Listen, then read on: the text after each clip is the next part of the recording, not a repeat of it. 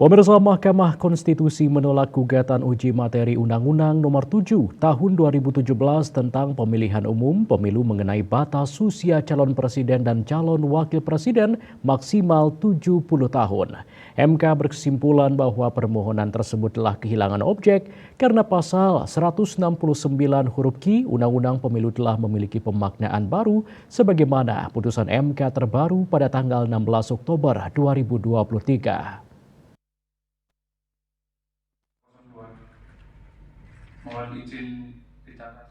Mahkamah Konstitusi kembali membatalkan permohonan uji materi Undang-Undang Nomor 7 Tahun 2017 tentang pemilihan umum mengenai batas usia calon presiden dan calon wakil presiden maksimal 70 tahun dalam sidang pengucapan putusan ketetapan perkara nomor 102-PUU strip 21 Romawi garing 2023 di Gedung Mahkamah Konstitusi Jakarta pada Senin 23 Oktober 2023.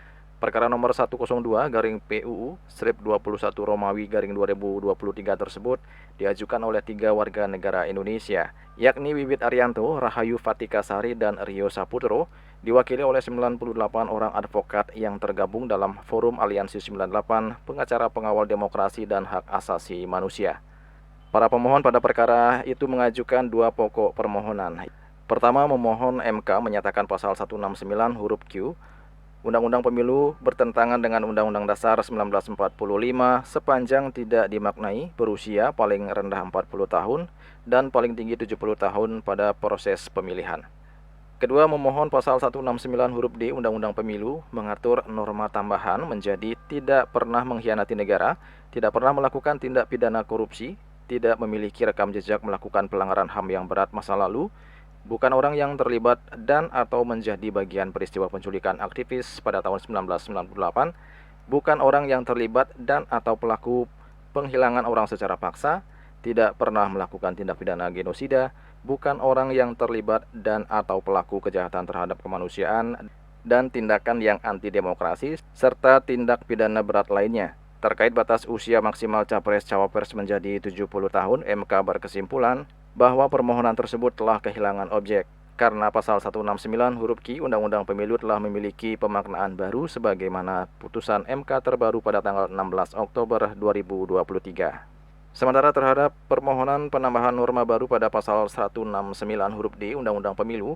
MK berpendapat bahwa permohonan pemohon dapat menimbulkan redundansi atau kelimpahan makna. Redundansi tersebut menurut MK berdampak pada adanya pengulangan makna yang memiliki kecenderungan keraguan-raguan dan justru dapat mempersempit cakupan norma dasar yang secara natural terdapat dalam pasal 169 huruf D Undang-Undang Pemilu dimaksud. MK pun menegaskan bahwa pasal tersebut sesungguhnya telah mencakup makna sangat luas, yaitu semua jenis tindak pidana berat termasuk tindak pidana yang dimaksud oleh para pemohon sebagaimana petitum permohonannya. Oleh sebab itu, MK menyatakan pokok permohonan para pemohon terkait pasal 169 huruf D Undang-Undang Pemilu tidak beralasan menurut hukum. Atas putusan tersebut terdapat pendapat berbeda atau dissenting opinion dari seorang hakim konstitusi yakni Hakim Suhartoyo. Penilaian atas fakta dan hukum tersebut di atas, Mahkamah berkesimpulan: 1. Mahkamah berwenang mengadili permohonan para pemohon. 2. Para pemohon memiliki kedudukan hukum untuk mengajukan permohonan akuo.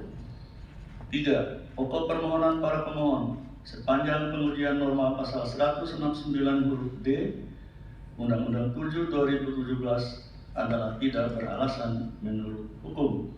4.